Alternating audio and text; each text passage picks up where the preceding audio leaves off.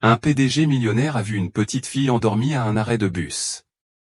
Son geste le lendemain a changé leur vie à jamais. Cette nuit-là, la neige tombait drue et silencieuse sur New York, recouvrant la ville d'un manteau blanc. Le vent sifflait entre les bâtiments, apportant avec lui un froid qui transperçait la laine et la peau jusqu'aux os. Julien Reynolds, 32 ans, sortait d'une tour de verre sur Park Avenue, encore sous le poids d'une longue et tendue réunion d'affaires. Connu comme le plus jeune PDG à dominer Wall Street, il avait bâti son empire sur la précision, les chiffres et un détachement émotionnel total. Ce soir, cependant, quelque chose en lui refusait la voiture de luxe chaleureuse qui l'attendait au bord du trottoir. Il fit signe à son chauffeur de partir et marcha, laissant l'air glacial lui éclaircir les idées. Il tourna dans un pâté de maisons tranquilles près de son hôtel, où la neige crissait sous ses chaussures de cuir ciré, lorsque la lueur d'un lampadaire attira son attention. Une petite silhouette solitaire gisait recroquevillée sur un banc en métal sous la lueur jaune délavée d'un vieil arrêt de bus. Il ralentit. C'était un enfant. Julien s'approcha, son souffle visible dans l'air glacial. La fillette ne devait pas avoir plus de 4 ans. Elle était blottie sous un manteau en lambeaux, bien trop grand pour elle, et ne portait qu'une fine robe en coton en dessous.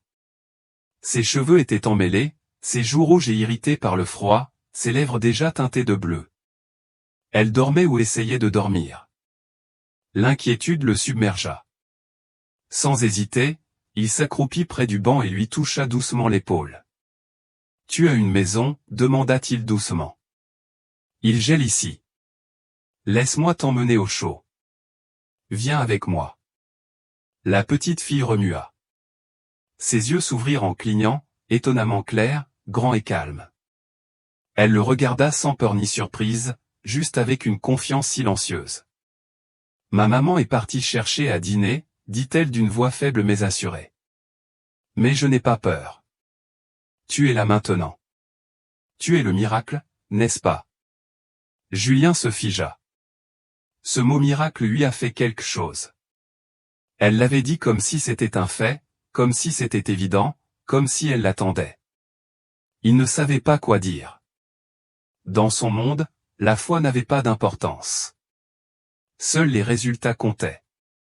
Et pourtant, à cet instant précis, ce seul mot prononcé par une petite fille enveloppée de givre la secouait plus profondément que n'importe quel investisseur ne l'avait jamais fait.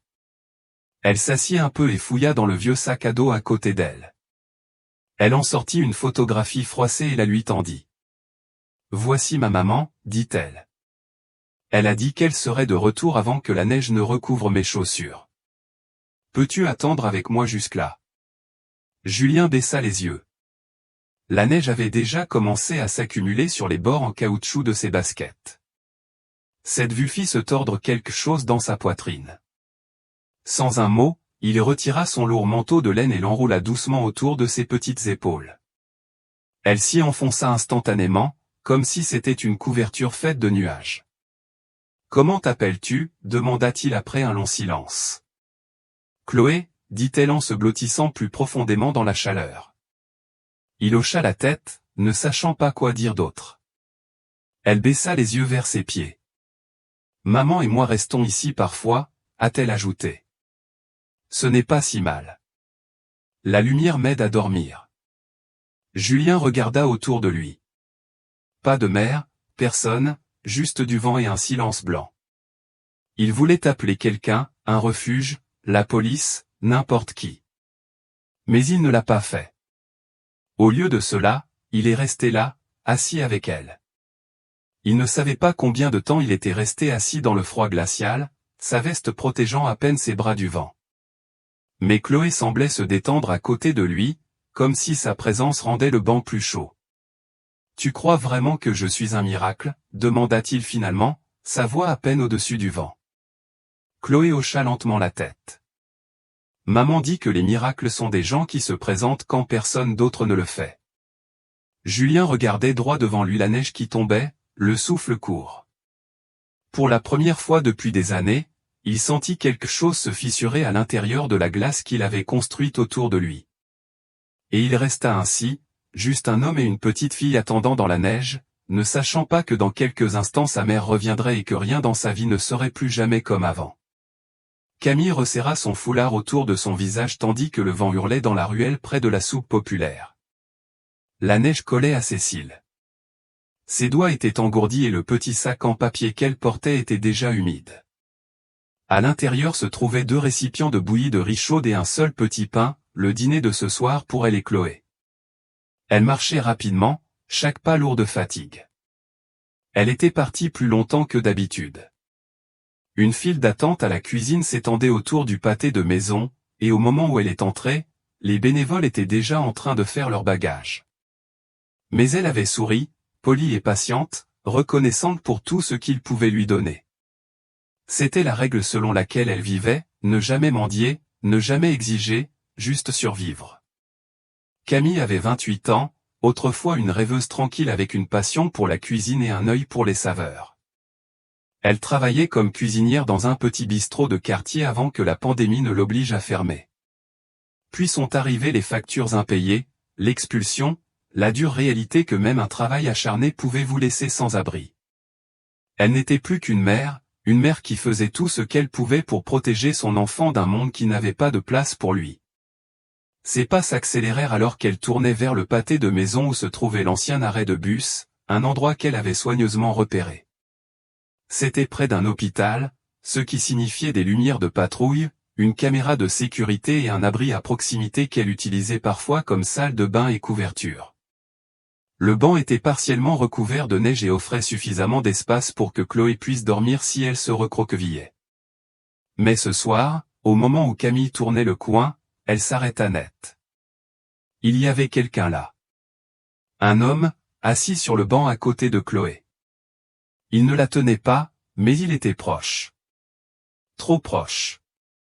Son manteau, un manteau en laine coûteux, était enroulé autour de sa petite silhouette. Chloé était maintenant assise, bien droite, ses petites mains emmitouflées dans les manches, écoutant attentivement. Il parlait doucement, lui racontant une histoire, peut-être. Sa voix était basse, chaude, régulière, presque comme une berceuse. Le cœur de Camille battait fort. Elle laissa tomber le sac, se précipita en avant et attrapa sa fille. « Chloé !» s'écria-t-elle, la voix aiguë de panique. Elle prit l'enfant dans ses bras, la serrant contre elle, la protégeant instinctivement. L'homme se leva rapidement mais ne s'avança pas vers elle. Ses mains se levèrent immédiatement, paumes ouvertes.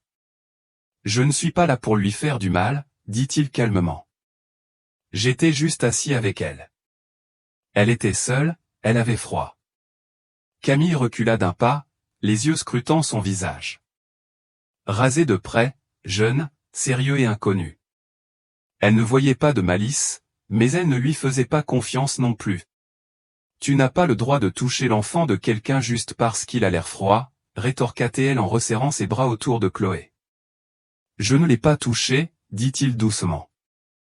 Je lui ai donné mon manteau et je me suis assis à côté d'elle. Elle m'a dit que tu revenais. J'allais attendre ton retour. Chloé remua dans ses bras, puis sourit d'un air endormi.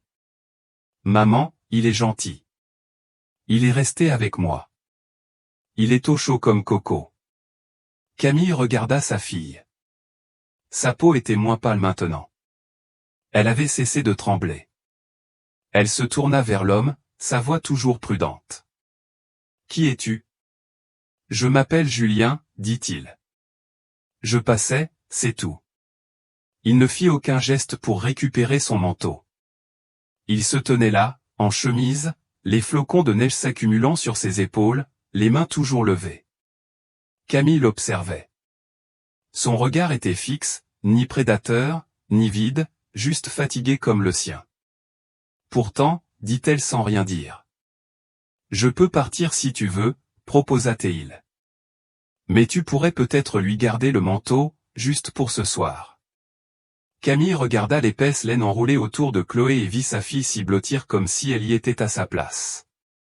Elle expira lentement. Non, dit-elle. Tu peux rester pour l'instant. Mais ne tente rien. Je ne le ferai pas. Julien hocha la tête d'une voix douce. J'ai compris. Il se rassit, cette fois à distance respectueuse. Camille hésita, puis s'assit à côté de lui, Chloé reposant sur ses genoux entre elles. La neige continuait de tomber. Pendant un moment, personne ne parla. Puis, presque à contre-cœur, Camille dit « On reste ici parfois. C'est plus sûr qu'ailleurs. » Julien hocha la tête, sans insister. Elle dit cela. Camille le regarda de travers. « Tu t'es vraiment assis avec elle ?» Il croisa son regard. Aucun enfant ne devrait être aussi seul. Pas dans ce froid. Elle l'observa encore un instant, puis détourna le regard. Et pour la première fois depuis longtemps, Camille ne se sentit plus aussi seule sur ce banc. Camille était assise, les bras serrés autour de Chloé, son corps formant une barrière entre l'enfant et le monde. Bien que sa voix se soit adoucie, sa posture restait tendue. Julien, toujours assis un peu plus loin sur le banc glacé, n'insista pas. Il attendit simplement, calme, silencieux, présent. La neige continuait de tomber, recouvrant le trottoir en silence. Au bout d'un moment, Camille le regarda à nouveau. « Merci », dit-elle prudemment. Pour être resté, acquiesça Julien d'un léger hochement de tête. Pas besoin de remerciements. Je ne voulais juste pas qu'elle soit seule. Camille baissa les yeux. C'est gentil de ta part. Mais la gentillesse a généralement un prix. Je l'ai appris. Julien pencha légèrement la tête. Pas toujours. Camille ne répondit pas. Ses bras se resserrèrent autour de Chloé, comme pour la protéger de bien plus que du froid. Julien hésita, puis reprit la parole. Je loge dans un hôtel à proximité. C'est chaud et propre. Vous et votre fille pourriez y passer la nuit. Juste une nuit. Vous y seriez plus en sécurité qu'ici. Camille le regarda d'un air sévère. Et après? On se réveille avec une facture qu'on ne peut pas payer, ou pire, on te doit autre chose.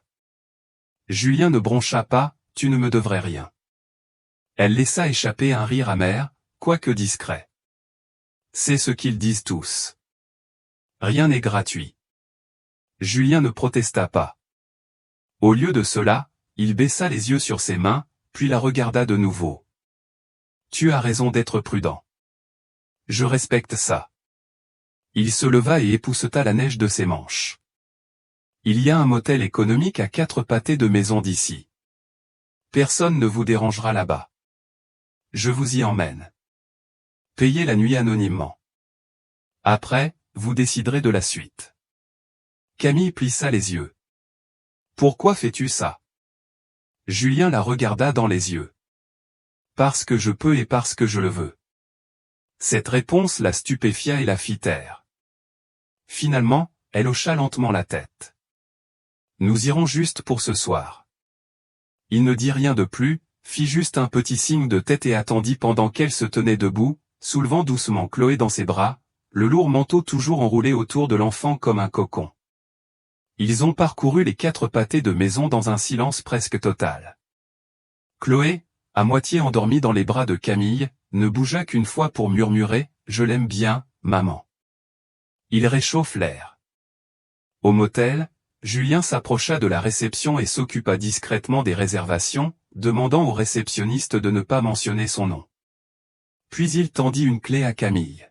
« Tu seras bien ici, dit-il. » Elle hocha la tête. « Merci, vraiment. » Julien se tourna pour partir mais s'arrêta à la porte. Puis il sentit une légère traction sur la manche de son manteau. Il baissa les yeux. Chloé se tenait là, les yeux écarquillés, la voix murmurait. « Tu reviendras demain? J'ai encore beaucoup de choses à raconter sur ce miracle. » Julien sentit sa poitrine se serrer. Il s'accroupit légèrement pour la regarder à hauteur de ses yeux. « Je vais essayer, » dit-il doucement. « J'aimerais l'entendre. » Elle sourit, satisfaite, puis courut vers sa mère. Julien sortit. La neige avait diminué et la ville scintillait d'un blanc apaisant. Il resta là un long moment, incertain de ce qu'il ressentait.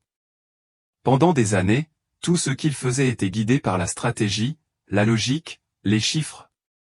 Mais ce soir, il avait agi sur quelque chose d'autre, quelque chose en quoi il n'avait pas confiance depuis longtemps.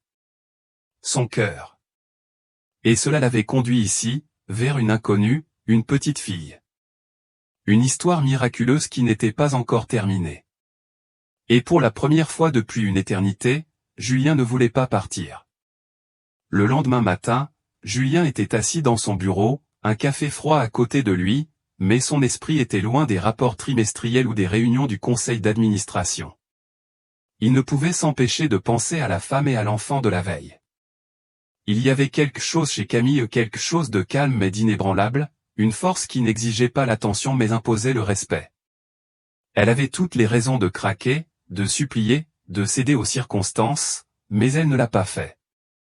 Et Julien ne pouvait se débarrasser de l'image d'elle assise en silence sur ce banc, les épaules droites contre le vent, tenant sa fille comme un bouclier. Sans vraiment comprendre pourquoi, il a appelé son assistant. « J'ai besoin d'un travail de fond discret », a-t-il déclaré. Elle s'appelle Camille, entre 25 et 30 ans, et a une fille prénommée Chloé. Je crois qu'elle travaillait dans la restauration. Pas de lien avec la police, rien d'agressif, elle est juste elle-même. Son assistante n'a pas posé de questions. Elle n'en a jamais posé. Cet après-midi-là, un simple fichier est arrivé dans sa boîte de réception. Camille Bennett, 28 ans, ancienne cuisinière dans un restaurant familial de Brooklyn qui a fermé pendant la pandémie. Pas de casier judiciaire, une expulsion au dossier, actuellement non répertoriée, connue pour fréquenter les soupes populaires et les refuges de Midtown. Elle avait été clean toute sa vie, et pourtant le monde l'avait balayée vers les marges. Julien ferma le dossier et se pencha en arrière en silence. Le lendemain soir, au lieu de rentrer chez lui, il s'est rendu à la cuisine communautaire du centre-ville, financée discrètement par l'une des branches caritatives de son entreprise. Il se tenait près de l'entrée, le col de son manteau relevé, regardant à travers la fenêtre en verre dépoli. À l'intérieur, Camille travaillait. Elle portait un tablier emprunté et un pull trop grand, ses cheveux attachés en arrière de manière lâche.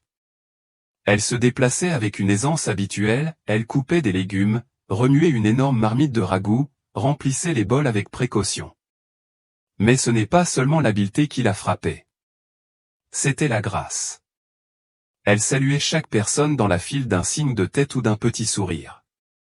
Elle se lavait les mains entre chaque pas. Elle a servi tout le monde avant même de penser à elle-même. Plus tard, lorsque les plateaux furent vidés et que la cuisine commença à se taire, Camille s'assit un instant sur une caisse dans le coin du fond, sirotant une tasse de thé tiède. Julien entra enfin, la surprenant. « Je suis désolé, dit-il. Je ne voulais pas vous interrompre. » Camille posa sa tasse, prudente, mais pas méchante. « Que faites-vous ici ? » « Je soutiens cet endroit, dit-il simplement. Discrètement. Je voulais voir comment il est utilisé. Elle haussa un sourcil. Et maintenant, tu as vu. Julien hésita, puis dit, tu es doué pour ça. Je cuisinais, répondit-elle.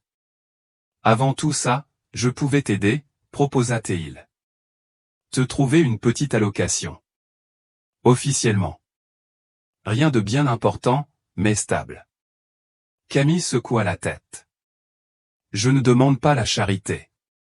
Ce n'est pas de la charité, a déclaré Julien. C'est de la reconnaissance de la valeur. Elle le regarda longuement, puis hocha la tête. D'accord, je cuisinerai, mais seulement si je le fais selon mes conditions. Cette nuit-là, elle est restée tard pour se préparer pour le lendemain.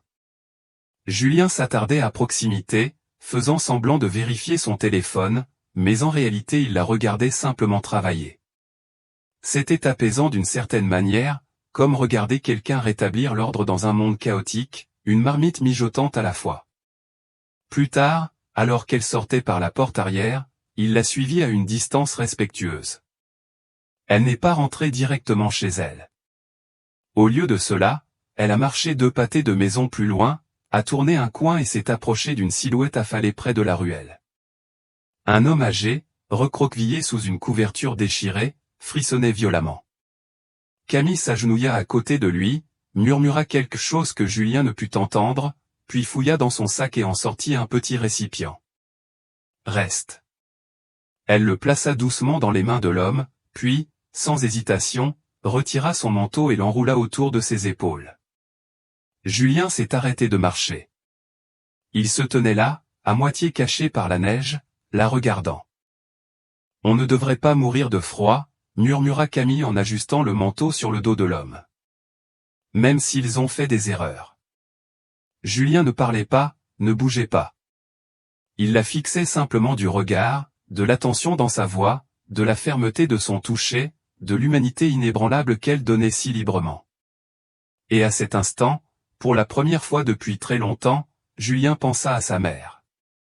Elle avait été infirmière tendre, altruiste, toujours la première à s'asseoir aux côtés d'un patient que personne ne voulait toucher. Elle était morte trop jeune.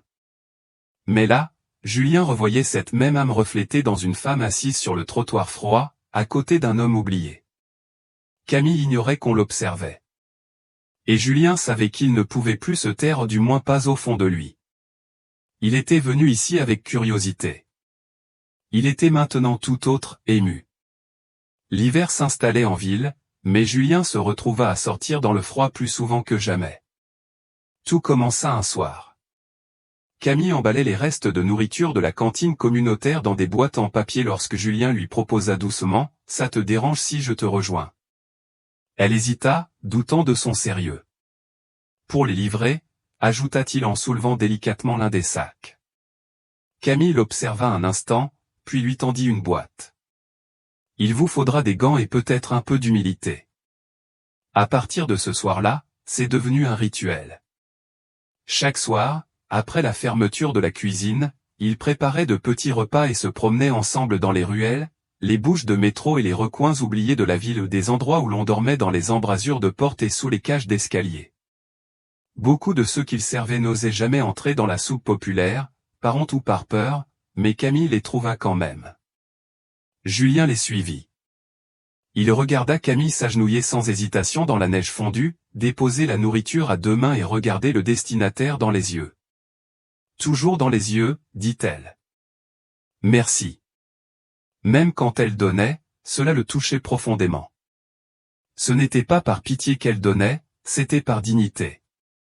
Un soir, alors qu'il marchait dans une ruelle étroite, Julien finit par demander « Pourquoi les regardes-tu toujours comme ça, même quand ils ne se retournent pas ?» Camille marqua une pause. « Parce que quelqu'un en a besoin. Je veux qu'il sache que je le vois, qu'il est toujours humain. » Julien ne répondit pas. Il hocha simplement la tête, un profond respect grandissant en lui. Au fil des jours, leur conversation s'approfondissait. Un soir, lors d'une longue marche de retour, Camille évoqua son enfance, un père parti, une mère qui cumulait 3 emplois, un petit appartement qui sentait toujours la soupe. « J'ai été invisible la majeure partie de ma vie, dit-elle simplement. Je suppose que c'est pour ça que je remarque des gens que les autres ne remarquent pas. » Julien lui a parlé avec hésitation de son propre passé, de la perte de sa mère à l'âge de 12 ans, de la façon dont le monde lui avait dit d'être dur, rapide, brillant, et de la façon dont, au fil du temps, il avait troqué la douceur contre la stratégie. Il parlait de son succès avec un ton détaché, comme s'il lisait le CV de quelqu'un d'autre. « Tu as bâti un empire, dit doucement Camille, mais peut-être avais-tu besoin de quelque chose pour rentrer à la maison. » Ils partagèrent leur premier vrai fou rire peu de temps après. Dans la chaleureuse lumière ambrée de la cuisine, alors qu'il récurait les plateaux et essuyait les plans de travail, Julien répandit accidentellement de l'eau sur la table. Camille poussa un cri en lui lançant un torchon. Chloé, assise à côté de lui avec ses crayons, rigola de façon incontrôlable. « Tu es nul pour le ménage, dit Camille en riant. « C'est choquant, je sais, répondit-il. Je n'ai jamais traité que des craques boursiers. » Ce soir-là, Chloé le serra fort dans ses bras en sortant. « Bonne nuit, monsieur Bonhomme de Neige. »« Bonhomme de Neige ?» demanda Julien, amusé. Chloé sourit. « Parce que tu es venu avec la neige et que tu apportes toujours des bonbons à la menthe. » Il fouilla dans sa poche et lui tendit une menthe poivrée. Alors je suppose que je dois être à la hauteur de mon nom. Ce que Julien n'a pas dit à Camille ou à Chloé, c'est ce qu'il avait fait ce matin-là.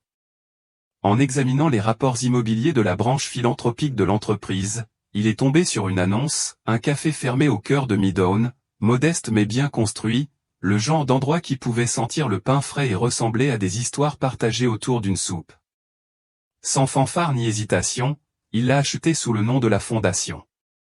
Ce soir-là, tandis que Camille racontait combien la cuisine lui manquait et pas seulement le ragoût, il l'imaginait dans cet espace.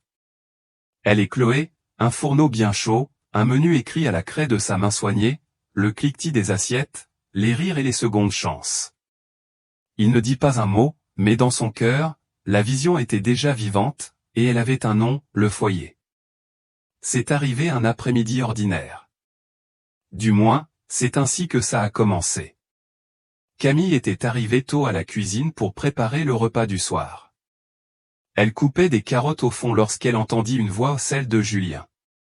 Il était dans le couloir, au téléphone. Elle n'avait pas voulu écouter. Au début, elle n'avait même pas bougé. Mais en entendant son nom, son corps se figea. Nous avons finalisé l'achat de la propriété. Le foyer sera ouvert à la date prévue, disait Julien. Et oui, gardez le nom de la fondation surtout. Inutile de me mentionner. Camille ne sait toujours pas. Il y eut un silence, puis la voix de son assistant, plus basse mais claire, tu es sûr de ça? C'est un investissement important. Julien répondit sans hésiter, elle le mérite. Le couteau que Camille tenait à la main tomba sur la planche à découper. Elle se sentit prise de vertige. Julien Reynolds.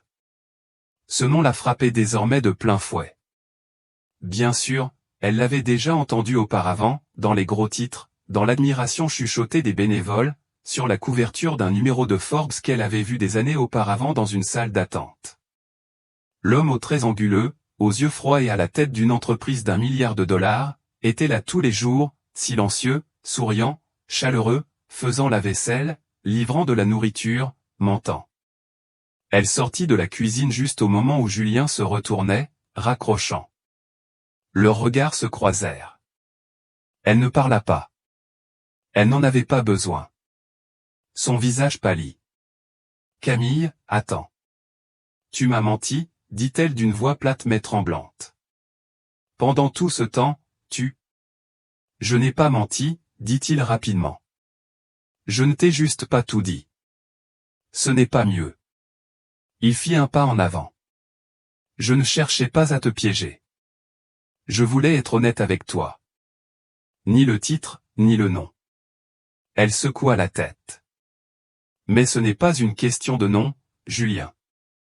C'est la raison pour laquelle tu es venu, pourquoi tu as aidé, pourquoi tu es resté. Il ouvrit la bouche, mais elle le coupa. Tu m'as donné l'impression d'avoir de l'importance, d'avoir mérité tout ça. Mais maintenant, je réalise que je n'étais qu'un projet. Encore un de tes petits dons discrets. Non, dit-il d'une voix rauque. Tu as tort. Tu n'as jamais été un projet. Tu étais. Non, dit-elle en reculant. Tu peux me donner tout l'argent du monde, mais ne me prive pas de ma dignité. Ne prétends pas que j'ai besoin de toi pour survivre. Ces paroles le frappèrent plus fort qu'il ne l'avait prévu. Avant qu'il puisse répondre, elle s'était retournée, avait retiré son tablier et était sortie. Julien resta longtemps debout dans la cuisine vide. Les bruits autour de lui ou le cliquetis des casseroles, le bourdonnement sourd du réfrigérateur se transformèrent en grésillement. Elle était partie, et il avait l'impression que quelque chose de vital lui avait été arraché.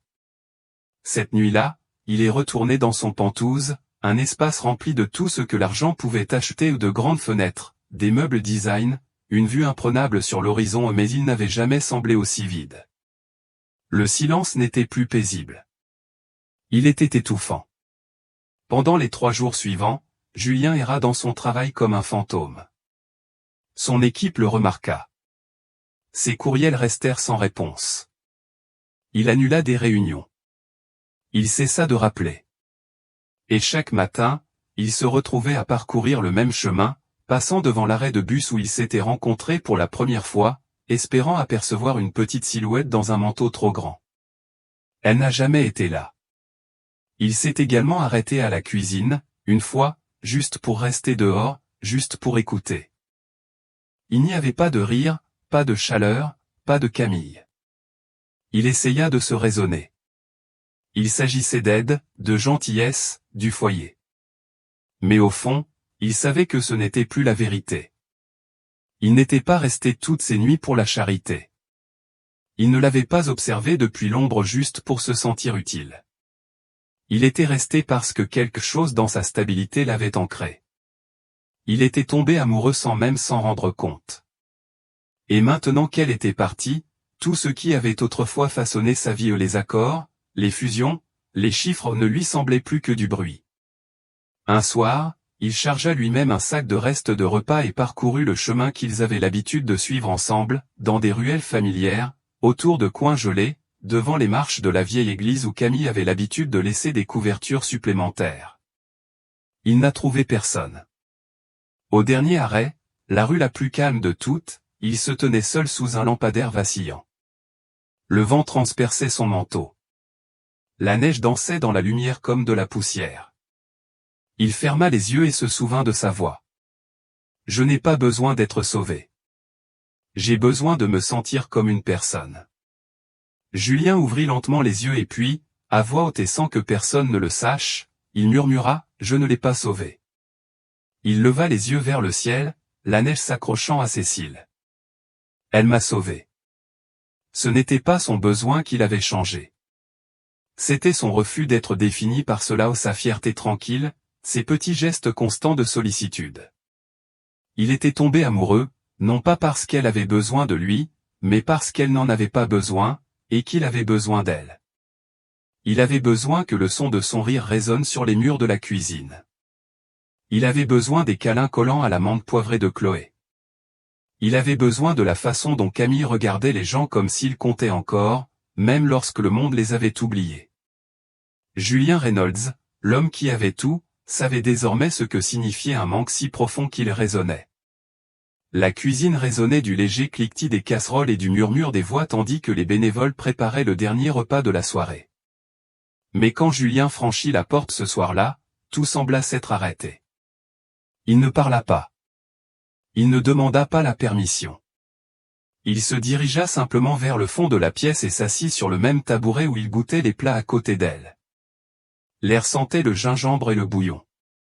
Cela lui rappelait une chaleur qui ne s'achète pas. Autour de lui, personne ne disait mot. On savait désormais qui il était. Mais ce soir, cela n'avait plus d'importance. Ce soir-là, il n'était qu'un homme qui attendait quelqu'un. Les minutes passèrent. Puis Camille apparut. Elle sortit du fond, tenant un bol fumant dans ses mains. Ses cheveux étaient tirés en arrière, quelques mèches retombant sur son visage. Elle marchait lentement, le regard rivé sur lui, indéchiffrable. Elle ne dit rien en posant le bol sur le comptoir devant lui. Pas une salutation, pas un sourire, juste « mange ». J'ai ajouté du gingembre. Il fait froid dehors. Julien leva les yeux et la regarda dans les yeux. Il attrapa la cuillère, puis marqua une pause. Je ne sais pas quand ça a commencé, dit-il doucement.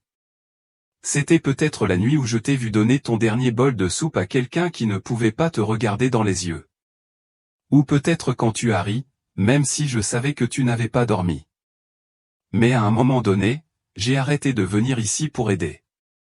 Il soutint son regard. Je suis venu ici parce que j'avais besoin de toi.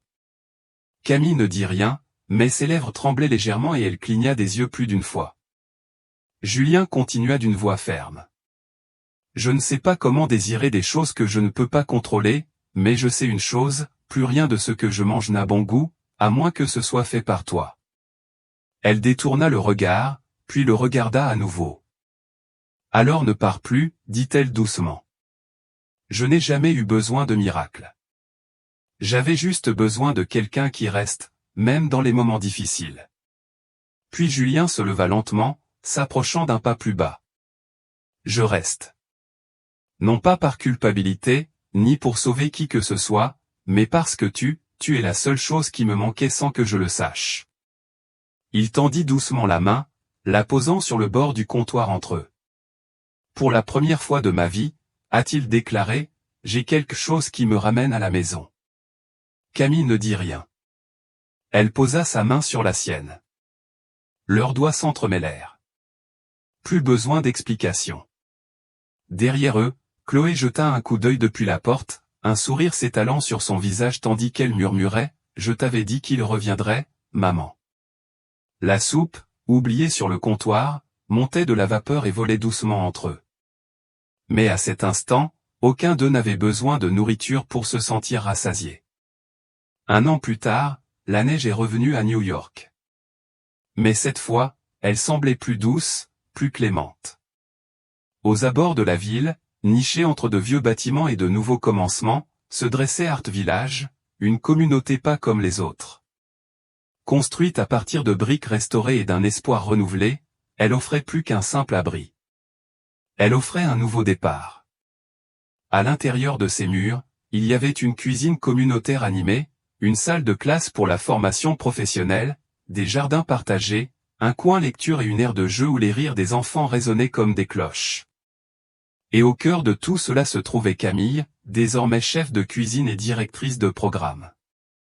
Elle se déplaçait en cuisine avec la même grâce qu'autrefois, vêtue de tabliers empruntés, mais désormais accompagnée par le personnel et une vision claire. Chloé, maintenant âgée de 5 ans, portait une écharpe jaune vif siglée, ambassadrice du sourire. Elle prenait ce titre très au sérieux, accueillant chaque visiteur, bénévole et résident avec son rire caractéristique et une poignée de pastilles à la menthe. Le jour de l'ouverture, la petite salle communautaire était pleine à craquer, donateurs, partenaires, anciens résidents du refuge et familles qui avaient autrefois élu domicile dans la rue. Julien est monté sur scène pour parler, modestement vêtu d'un manteau de laine et d'un col ouvert, les yeux scrutant la foule. Au moment où il tendait la main vers le microphone, un mouvement flou passa devant le rideau latéral. « Appa !» cria Chloé en montant les marches pour le rejoindre, tenant un micro jouet qu'elle avait insisté pour apporter. La foule rit. Chloé se tourna vers le public, se tenant fièrement aux côtés de Julien. « Voici mon père, dit-elle, rayonnante. Ce n'est pas un miracle. Tout le monde le dit, mais ce n'est pas le cas. » Julien cligna des yeux, amusé et légèrement abasourdi. Elle continua, d'une voix claire et forte pour quelqu'un d'aussi petit, « C'est mon père maintenant. Je l'ai souhaité il y a longtemps, et il est venu. » La salle s'est remplie de rires doux, d'applaudissements et de plus de quelques larmes. Depuis le bord de la scène, Camille observait, une main sur la bouche, l'autre doucement pressée contre sa poitrine. Ses yeux brillaient dans la douce lumière. Julien se tourna vers Chloé, s'agenouilla à côté d'elle et murmura, « Tu sais quoi, ma puce ? Je crois que j'ai fait un vœu pour toi aussi. » Le reste de la soirée s'est déroulé dans la joie et la fête. Les gens dansaient, des histoires étaient partagées, des mains se tenaient, et lorsque la nuit se calmait, tous les trois retournaient au petit cottage près du jardin du foyer, une maison remplie de parquets, d'étagères, de pots à épices et de la chaleur de quelque chose de gagné, pas de donné. C'était la veille de Noël. Dans la cuisine, Camille coupait un gâteau aux pommes épicées tandis que Chloé était agenouillée sur le rebord de la fenêtre, observant le ciel à la recherche de lanternes. Julien se tenait à proximité, une tasse à la main, les observant d'un regard qui exprimait plus que de la gratitude. Il respirait la paix. À l'extérieur, des lanternes en papier flottaient vers le haut depuis Art Village, portant des souhaits griffonnés avec une écriture enfantine et des cursives tordues. Chloé s'écria, « Je crois que c'est le mien.